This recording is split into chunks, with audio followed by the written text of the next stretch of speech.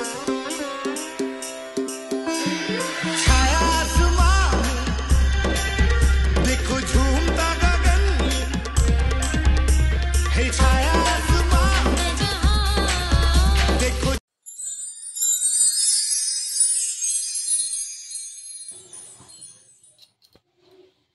बंधुरा सुतोबास किचेन ब्लगे सबाइके स्वागत। आज के किन्तु आमी करब आलू फुलकपिते तेल कई। ठीक है, तार जोन्नो आमी एखाने कई माछ धुए परिष्कार करे नियेछि, एकदम देशी कई।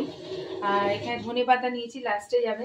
नियेछि एखाने आदा और काँचा लंका, टमेटो, पेঁয়াজ बेटे नियेछि। और निलाम एकटुखानी धनेर गुঁড়ो, एर मধ্যে ऐड करे दिलाम धनेर गुঁড়ो और एकटु এই না এটা জিরের গুঁড়ো, সরি এটা জিরের গুঁড়ো নিলাম আর একটুখানি ধনিয়া গুঁড়ো, ধনের গুঁড়ো নিয়ে নিলাম আর এর মধ্যে একটু হলুদ দিয়ে রাখলাম, মশলাটা রেডি করে রাখলাম।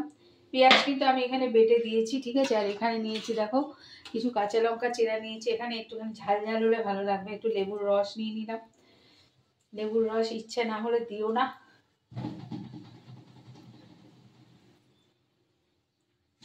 আর এখানে কিন্তু একটা মেইন যাবে, সেটা হচ্ছে ভাজা মশলা একটু দিয়ে নিলাম।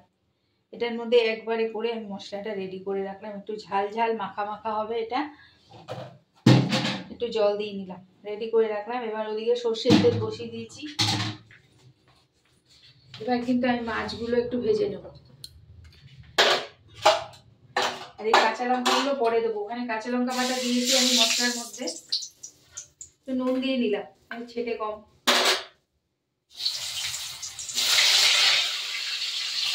মাছগুলো ভাজা হলে আবার তুলে দাও। মাছগুলো ভাজা হয়ে গেছে, আমি তুলে নিলাম। মাছ ভাজা তুলে নিয়েছি। এখানে আমি আলু কপিগুলো একটু ভেজে নেবো। যদিও কপি কিন্তু একটু ভাপিয়ে নিয়েছি আমি, আলু কপি দুটোই একটু ভাপ দিয়ে নিয়েছি। গরম জলে একটু নুন দিয়ে এই দুটো আলু একটু ভেজে নিই, তারপর আমার ফেরত আসে। আলু কপিটা ভেজে তুলে নিয়েছি। এইখানে আমি একটুখানি জিরে ফোড়ন দিয়ে দেবো, দিয়ে দেবো মশলাটা, যে মশলাটা আমি বানিয়ে রেখেছি দেখলে।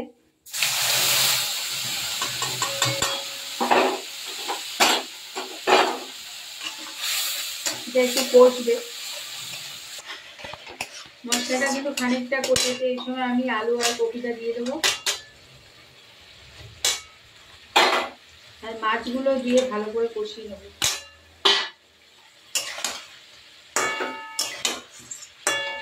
একটু কাজ কষুক, আবার ফিরে আসছি পুরো।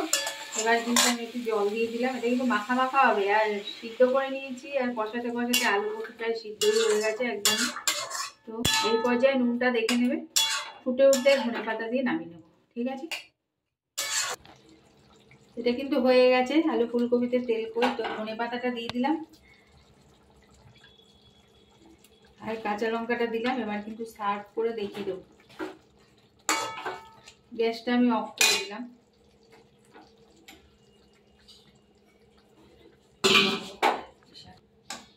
আমি সার্ভ করে দেখিয়ে দিচ্ছি তোমাদের।